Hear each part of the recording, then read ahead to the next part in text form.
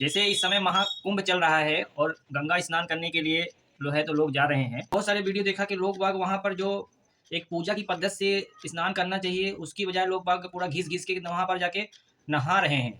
मतलब वो श्रद्धा भाव से ज़्यादा मतलब देख रहा हूँ घिस रहे हैं, शरीर को घिस के नहा रहे हैं। ऐसा लग रहा है जैसे कि जैसे आदमी नहाते समय पूरे बदन को साफ करता है, तो वैसे नहा रहे हैं। तो जो गंगा स्नान है, जो महाकुंभ में जाते हैं, तो एक्चुअली फिर वहाँ पर शरीर साफ करने के लिए नहीं और मन साफ करने के लिए जाते हैं। और जो हम यहाँ पर ये बता रहे हैं, ये हम ऐसे अपने मन से नहीं बोल रहे हैं। देवी भागवत पुराण में ऑलरेडी लिखा हुआ है कि हमें वहाँ पर कैसा स्नान करना चाहिए, हमें मौसल स्नान करना चाहिए।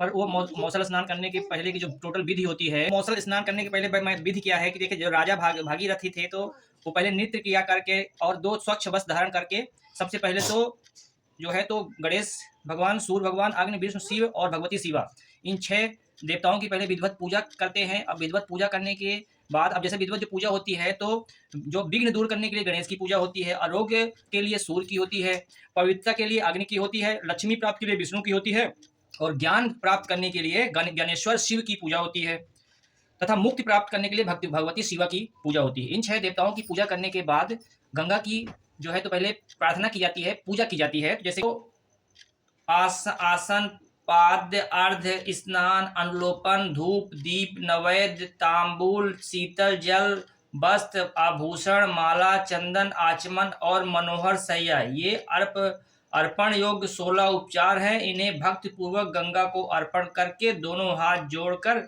स्तुति करके उन्हें प्रणाम करें।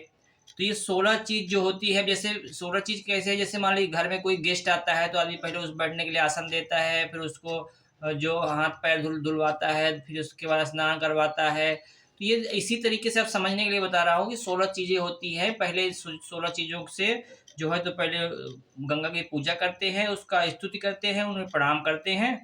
अब उसके बाद फिर जाके स्नान करते हैं। तो जब स्तुति कैसे करेंगे, जैसे पहला है शिष्ट के आरंभ में गोलोक के रास मंडल में जिनका आविर्भाव हुआ है और जो सदा शंकर के सान्निध्य में रहती हैं, उन गंगा को मैं प्रणाम करता हूँ। या जो कार्तिक पूर्णिमा के दिन गोप तथा गोपियों से भरे राधा महोत्सव के शुभ अवसर पर सदा विद्यमान रहती है, उन गंगा को मैं प्रणाम करता हूँ। जो गोलोक में करोड़ योजन चौड़ाई तथा उससे भी लाख गुनी लंबाई में फैली हुई हैं, उन गंगा को मैं प्रणाम करता हूँ। अर्थ क्या हो गया, जो 60 लाख योजन चौड़ाई तथा उससे भी 4 गुनी लंबाई से वैकुंठ लोक में फैली हुई हैं, उन गंगा को मैं प्रणाम करता हूँ। जो ब्रह्मलोक में 3 लाख योजन चौड़ाई तथा उससे भी 5 गुनी लंबाई में फैली हुई है, उन गंगा को मैं प्रणाम करता हूँ। जो 3 लाख योजन चौड़ी और उससे भी 4 गुनी लंबी होकर शिवलोक में विद्वान है, उन गंगा को मैं प्रणाम करता हूँ। जो ध्रुव लोक में 1 लाख योजन चौड़ाई तथा उससे भी 7 गुनी लंबाई से विराजमान है, उन गंगा को मैं प्रणाम करता हूँ। जो 1 लाख योजन चौड़ी तथा उससे भी 5 गुनी लंबी होकर चंद्रलोक में फैली हुई है, उन गंगा को मैं प्रणाम करता हूँ। जो सूर्यलोक में 60,000 योजन चौड़े तथा उससे भी 10 गुने लंबे प्रस्तार में फैली हुई है, उन गंगा को मैं प्रणाम करता हूँ। जो तपोलोक में 1 लाख योजन चौड़ी तथा उससे भी 5 गुनी लंबी होकर प्रतिष्ठित है, उन गंगा को मैं प्रणाम करता हूँ। जो जनलोक में 1000 योजन चौड़ाई तथा उससे भी 10 गुनी लंबाई में फैली हुई है, उन गंगा को मैं प्रणाम करता हूँ। जो 10 लाख योजन चौड़ी तथा उससे भी 5 गुनी लंबी होकर महर लोक में फैली हुई है, उन गंगा को मैं प्रणाम करता हूँ। जो चौड़ाई में 1000 योजन और लंबाई में उससे भी 100 गुनी होकर कैलाश पर फैली हुई है, उन गंगा को मैं प्रणाम करता हूँ। जो 100 योजन चौड़ी तथा उससे भी 10 गुनी लंबी होकर मंदाकिनी नाम से इंद्रलोक में प्रतिष्ठित है, उन गंगा को मैं प्रणाम करता हूँ। जो 10 योजन चौड़ी तथा लंबाई में उससे भी 10 गुनी होकर पाताल लोक में भोगवती नाम से विद्यमान है, उन गंगा को मैं प्रणाम करता हूँ।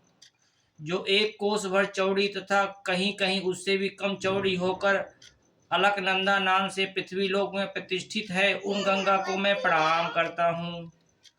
जो सतयुग में दुग्ध वर्ण, त्रेता युग में चंद्रमा की प्रभा और द्वापर में चंदन की आभा वाली रहती है, उन गंगा को मैं प्रणाम करता हूँ। जो कलयुग में केवल पृथ्वी तल पर जल की प्रवाह वाली तथा स्वर्गलोक में सर्वदा दुग्ध के समान आभा वाली रहती है, उन गंगा को मैं प्रणाम करता हूँ, जिनके जल कणों का स्पर्श होते ही पापियों के हृदय में उत्पन्न हुआ ज्ञान उनके करोड़ों जन्मों के संचित ब्रह्म हत्या आदि पापों को भस्म कर देता है। उन भगवती गंगा को मैं प्रणाम करता हूँ।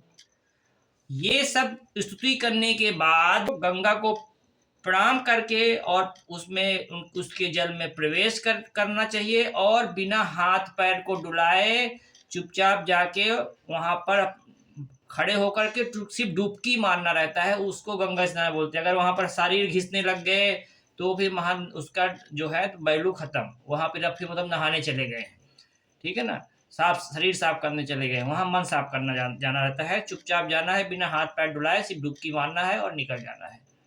तो